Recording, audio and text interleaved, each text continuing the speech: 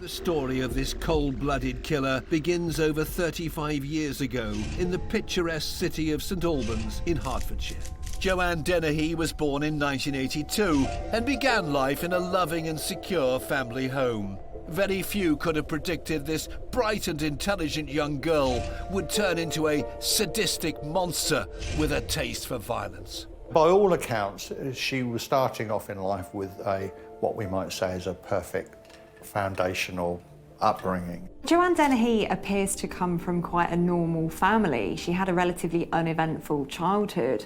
She's one of two siblings. Her mother worked in a supermarket. Her father worked as a security guard and for a telecommunications company. And from the outside, they appear to be a normal family. She had a sister to which she was very close. They had even developed a secret language. She played netball for the school.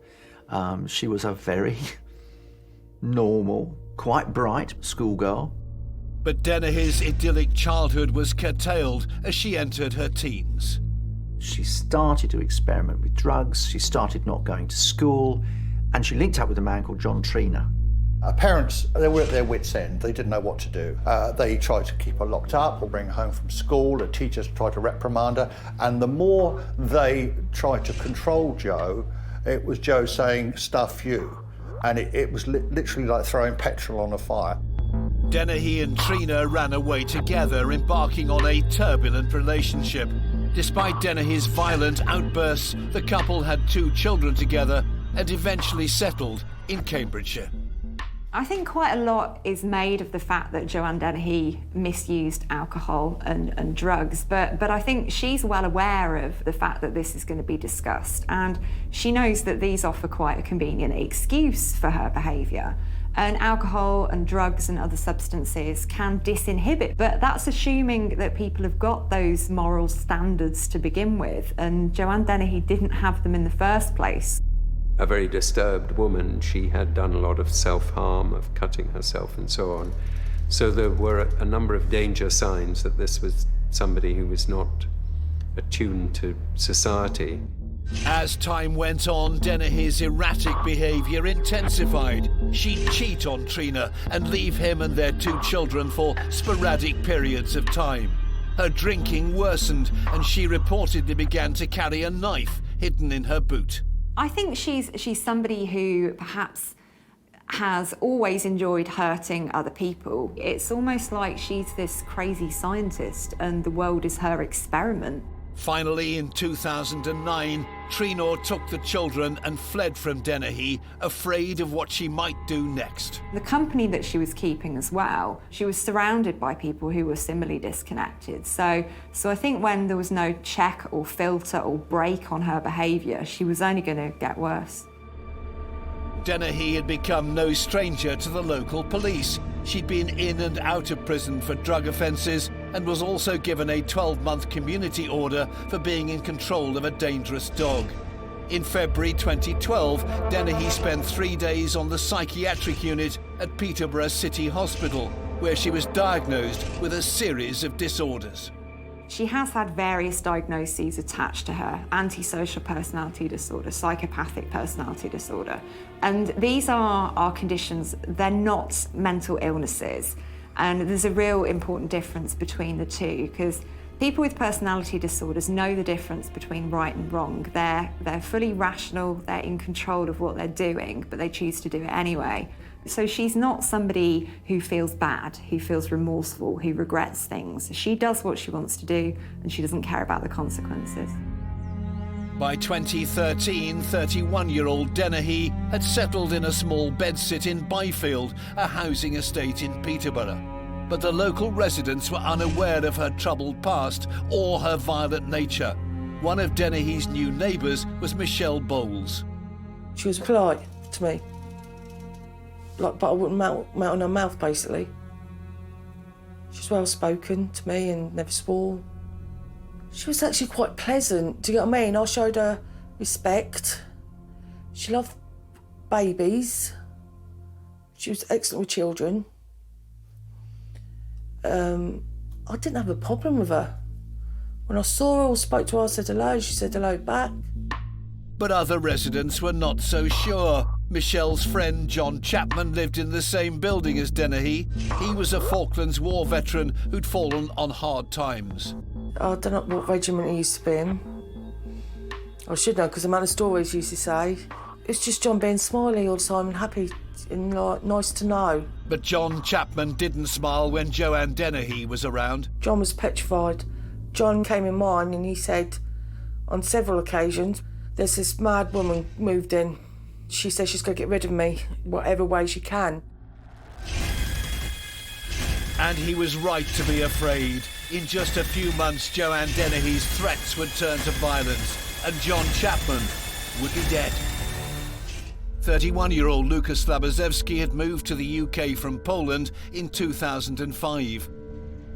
After meeting Dennehy a few days previously, he began exchanging text messages with her.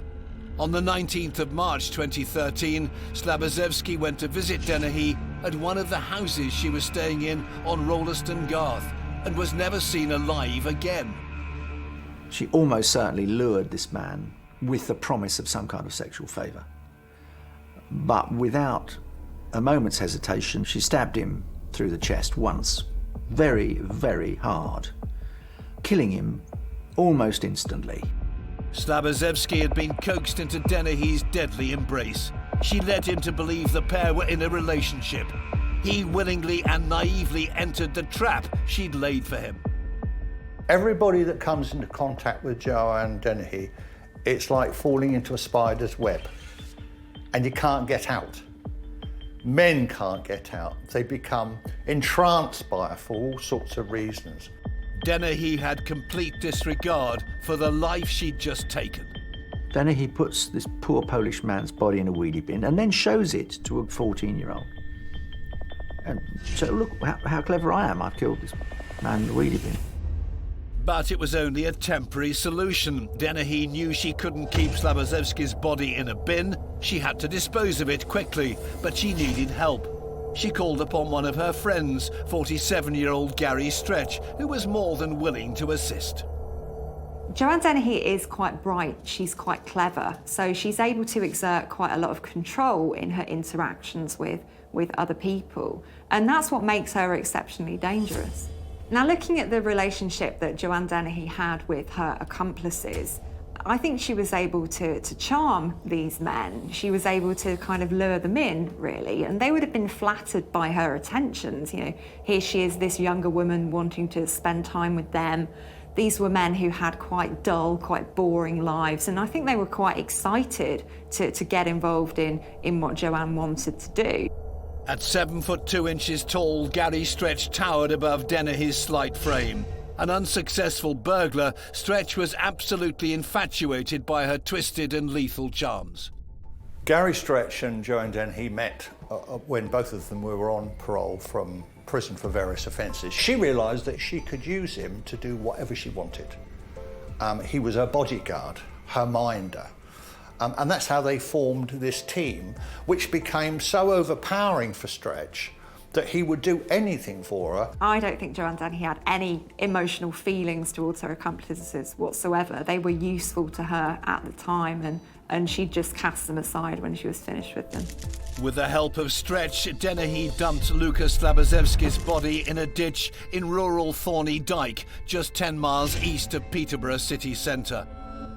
When we look at the two attempted murders, you know, towards the end of her spree, this is something altogether different. These are strangers, these are men that she doesn't know.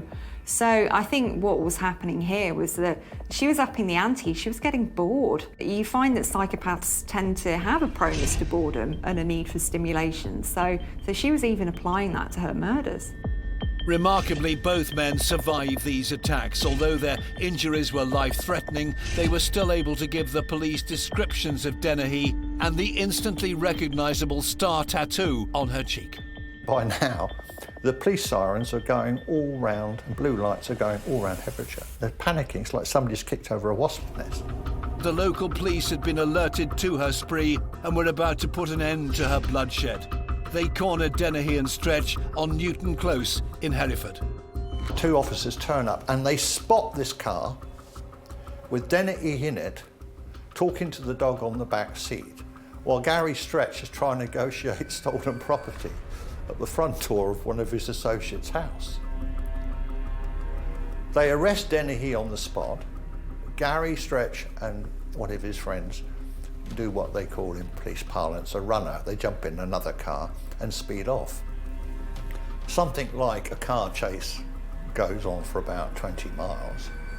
And then Stretch decides to get out and run for it. Now, Mr. Stretch is not built for speed. And of course, he's very unfit and he's stopped. And he turned around to the police officer and said, you've arrested me. Joe and I would have been the next Bonnie and Clyde. Footage of Dennehy in custody at Hanniford police station just 40 minutes after stabbing 2 men and leaving them for dead showed her laughing and joking with the arresting officers. One night for attempted murder and murder. Attempted murder and murder is nothing. So going down for Sunday Rose. Excuse me. Joanna Dennehy is like a chameleon. She's become a very accomplished actor, so she will play to whatever audience is in front of her. She can be charming and sound very educated and literate. And at the same time, to another audience, she could sound quite rough and quite downbeat. So she's really honed these skills of responding to the people that are around her. The following day, April 3rd, 2013, the bodies of Dennehy's other 2 victims were discovered just outside of Peterborough. In a ditch on farmland at Thorney Dyke, investigators found 31-year-old Luka Slabozewski and 56-year-old John Chapman, a close friend of Michelle Bowles. Tracie Andrews was born on the 9th of April 1969 in the West Midlands. Well, Tracie was brought up just outside Birmingham in Redditch and Alvechurch, and she was the middle child. She had an older sibling and a younger sibling and several half-siblings. And her parents broke up when she was around about 6 years old because they'd had quite a volatile relationship. The separation of her parents in 1975 had a lasting effect on young Tracie. Well, Tracie's parents split up and her mother got married to another man. And when we look at our parents' relationships, they are quite important because they inform our expectations of other people, our expectations of the relationships that we go on to have. Kids need attention, you know, they need to be loved and cuddled and everything. And a lot of kids that come from those kind of broken homes, and the case of Tracie, they want to be loved by mother, father, or somebody. So that is definitely, in my opinion, one of the things that pushed her into always wanting the attention of other men. Tracie left school in 1986, and aged 21, she had a baby daughter. But the relationship with her partner lasted barely a year, and they soon went their separate ways. What we've got here is a woman who doesn't like her partners having a life that doesn't involve her. She doesn't like her partners going out without her. She gets very jealous, she's very possessive. She certainly had a temper. Everybody who knew her said she had a temper, and when she lost her temper, everybody knew about it. She would shout at the top of her voice. The whole street would hear. By 1994, 25-year-old Tracie was living in a council flat in Alvechurch and working as a barmaid. But her aspirations went far beyond pulling pints.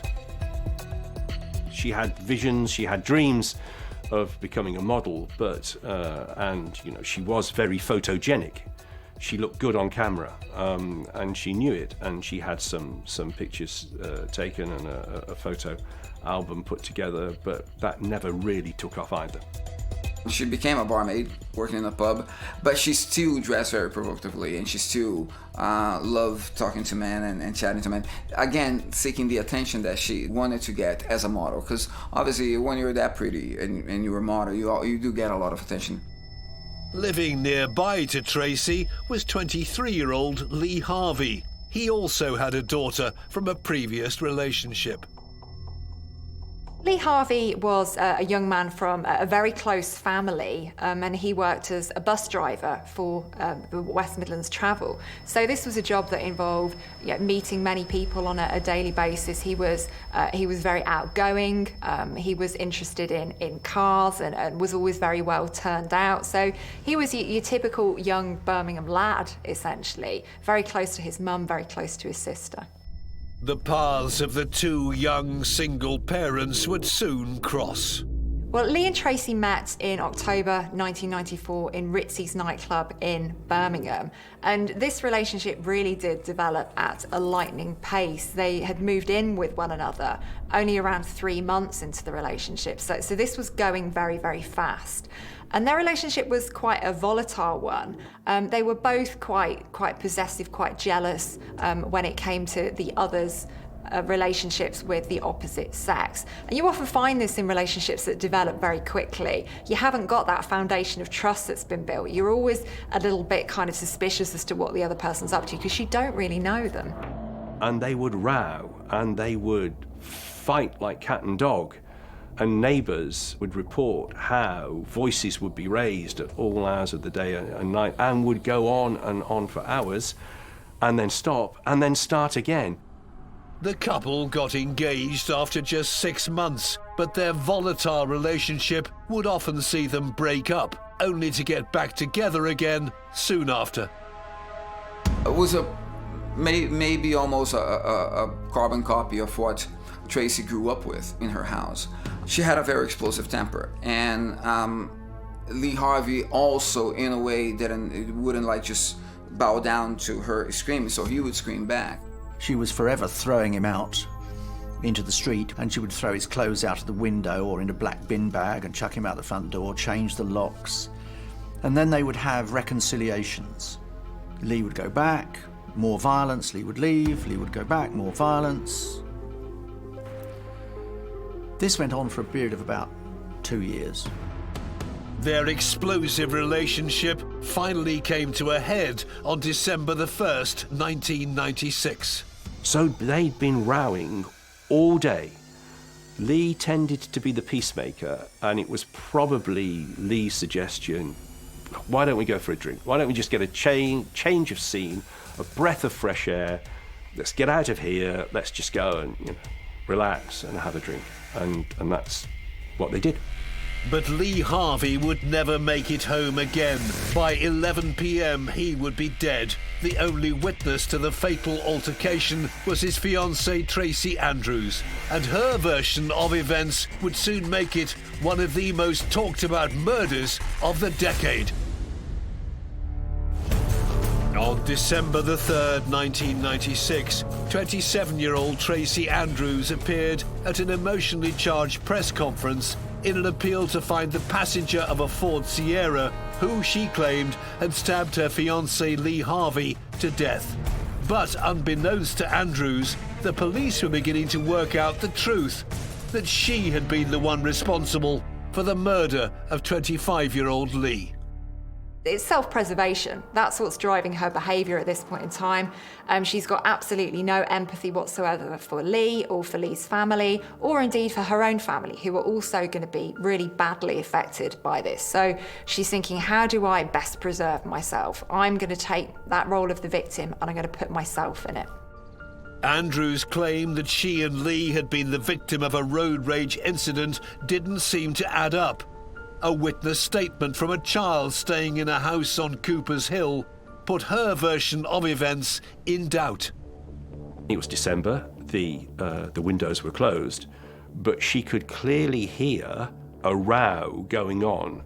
What she remembered was that one was a distinctly male baritone voice. The other voice was much softer. And she said it was much more like a woman's voice. Forensic searches of the road had discovered more clues into what really happened. We couldn't get anywhere near the scene on the first morning, or indeed for a few days afterwards. The police completely sealed it off while they drafted in officers to carry out a fingertip search of the area. What they found we later discovered were a couple of bits and pieces, including a tiny spring and another element from a multifunction penknife. What police didn't find was any trace of a car overtaking another car on the soft December winter verges of this pretty narrow road. Police had also found a black beanie hat in the hedgerow next to where Lee's car had been parked. So our assumption was, well, this has maybe fallen out of the assailant's pocket and he's not realised it. So, of course, that went to the laboratory fairly quickly with a view towards DNA and from hair samples, that sort of thing. And we had the report back by the Wednesday that this was animal hair and it was cat hair, black and white cat hair. Well, there's a black and white cat at Tracie's. And so we went down and took a sample of hair from the cat, and it was the cat hair. And then, as I understand it later on, it was accepted that this was Lee's hat, but had been in Tracie's pocket prior to the offence taking place. Andrews' lie about the hat was just one of many inconsistencies in her story. In Lee's hand, they found between 80 and 100 strands of Tracie's hair that have been pulled from Tracie's head as Lee has tried to defend himself. Now, if Lee had been murdered by this fat man with staring eyes, why would he have Tracie's hair in his hand? Well, the pathologist's evidence was that this was more than just a death grasp stroking, that it was a reasonable clump, that it had a good pull. But of course, Tracie's view was, well, this must have been when he was going and he got his hand on my hair, you know. So it came as a sort of, as Lee was passing away, he'd pulled some hair from her head. Her story really was starting to crumble at that point in time, and combined with her suicide attempt, I think the police decided that's enough evidence. We can now move in and arrest her. On Saturday, December the 7th, 1996, 6 days after Lee's murder, Tracie Andrews was arrested in hospital and taken into custody. The 27-year-old woman was arrested at 11 o'clock today, but so far detectives have released no further details. Until this development, the police had been looking for two men who they believe may have escaped from the scene in a dark Ford Sierra. The evidence from the two witnesses who'd seen Lee Harvey's vehicle through the junction that night was extremely impactful. And realistically, without a following vehicle, without a dark-coloured Ford Sierra chasing that car, then the whole being of that explanation from Tracie just didn't stand up. Further evidence pointed towards Andrews being the killer after the clothes she was wearing on the night of the murder were forensically tested. The forensic scientist who had examined one of Tracie's zip-up boots, she had a pair of ankle boots on, and within that he'd found a mark in the leather which had a rounded top on it and seemed to bear all the impression of the outside shape of the knife. And that's the hypothesis, that she carried the knife away from the scene in her boot, and that as soon as she got to the hospital she was able to dispose of it. She could have easily just like thrown the knife into the grass or into the forest, whatever it was, and hope the police wouldn't find. But she even thought, no, these guys are gonna bring dogs. They're gonna, search the whole area. They will probably find something. Tracie Andrews was officially charged with the murder of Lee Harvey on December the 19th, 1996. Nurse Beverley Allitt's job was to protect the children in her care, but she abused her role. She was purposely harming them. Her crimes were horrific and ruined the lives of many, including the families of her innocent victims. As a judge said to take her down, there were emotional scenes in the public gallery with families bursting into tears. One woman jumped up shouting, "Bastard, bastard." Another shouted, "Lock her in a cage." Beverley Allitt had tried to get away with murder. Her story begins over 2 decades earlier. Beverley Allitt was born on the 4th of October 1968 in the small Lincolnshire village of Corby Glen. She was one of 4 children. There don't seem to be any real red flags in Beverley Allitt's background that would suggest that she'd go on to do the things she did. So normally when we have a serial killer, we have an abusive or a violent childhood. There's something that's there in the background, but with Beverley Allitt, there doesn't seem to be any real powerful explanatory factor. Fast forward to April 1991. 22-year-old Beverley Allitt had been working on the children's ward at Grantham and Kesteven Hospital for 3 months. One of the consultants on Ward 4 was Dr. Charith Nanayakara.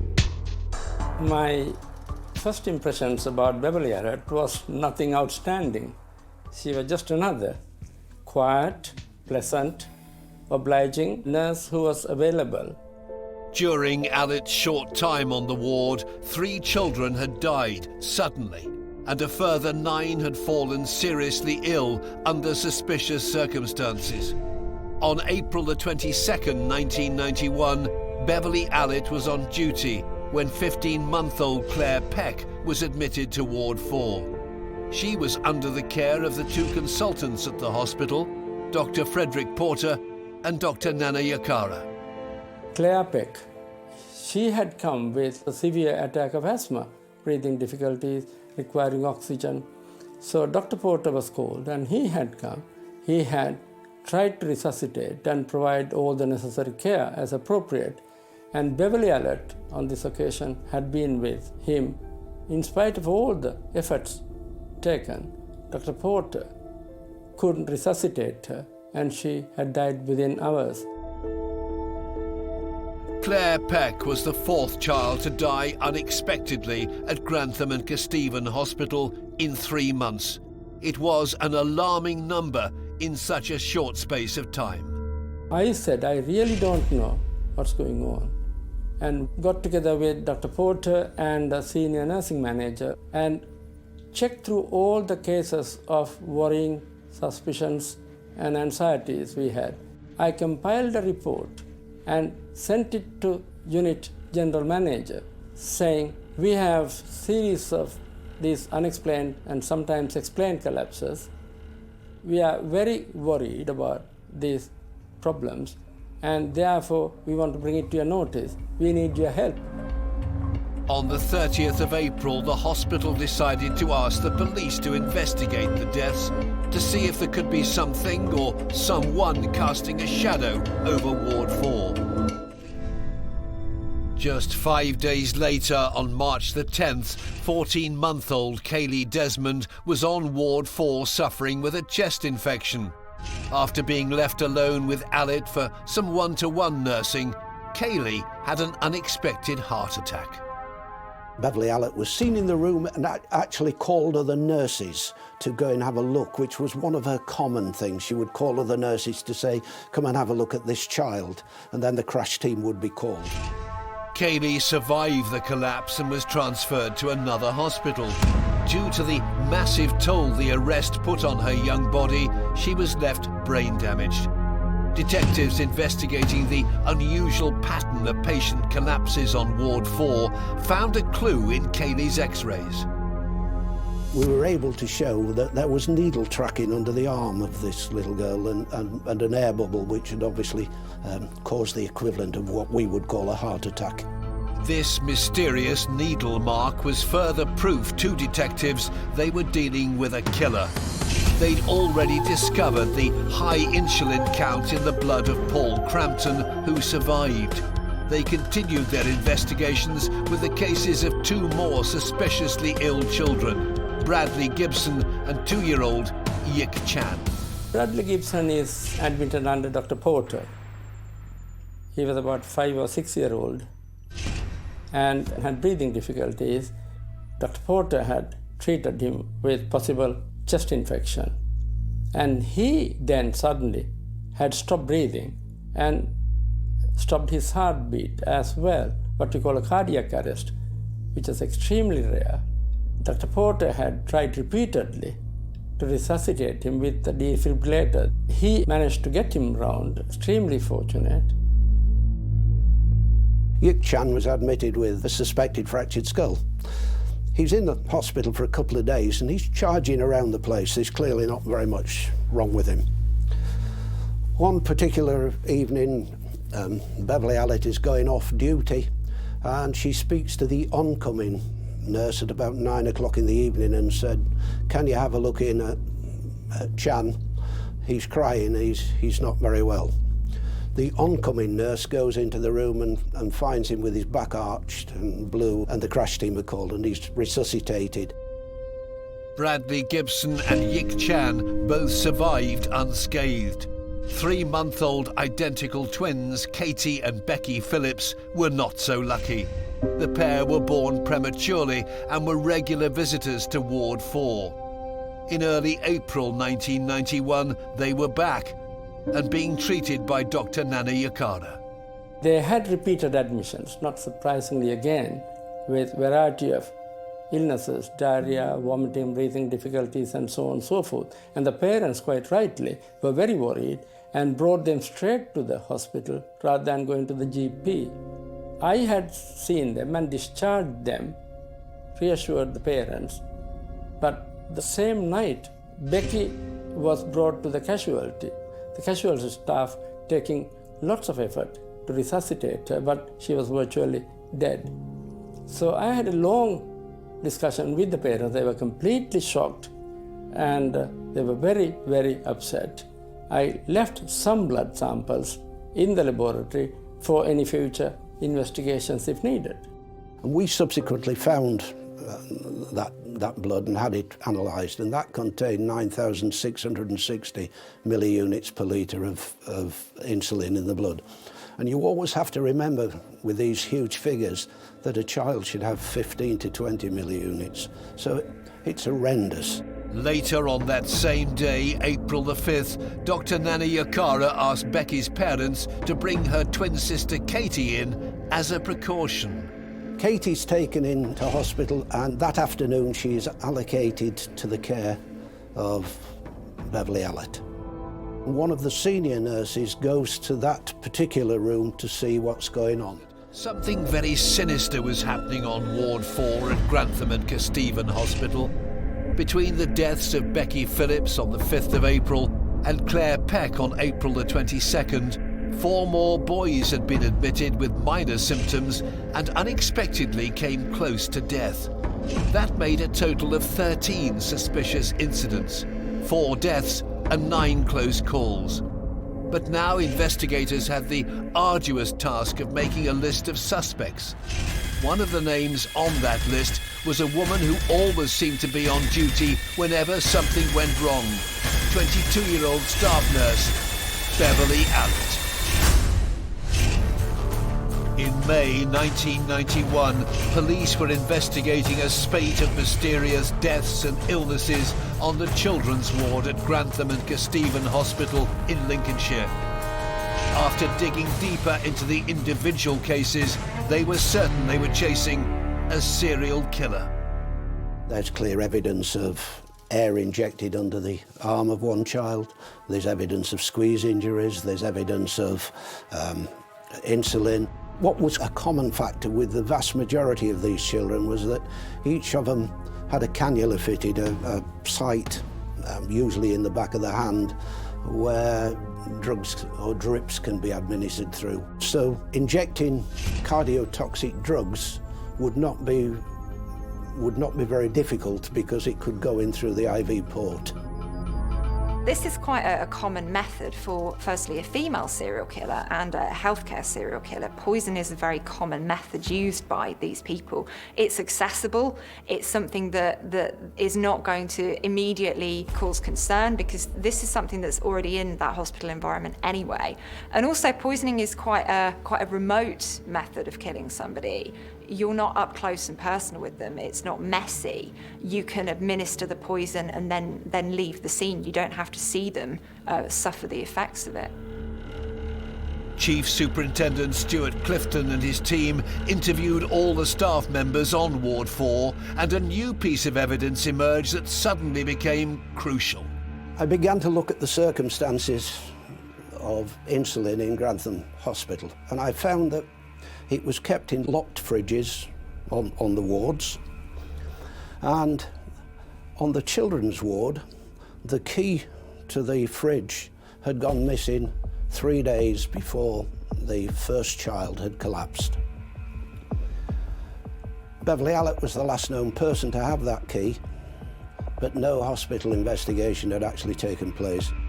Beverley Allitt's name kept cropping up. She always seemed to be at the hospital when the incidents occurred, and the staff duty rota confirmed this. What we discovered was that for every collapse, Beverley Allitt was the only nurse that was on duty on every occasion. And on many of these occasions, we could actually put her right at the bedside, either at the time of the collapse or just before. On the 21st of May 1991, Stuart Clifton made the brave decision of having Beverley Allitt arrested. I basically couldn't take the chance that if she was still working on there, she would harm more children.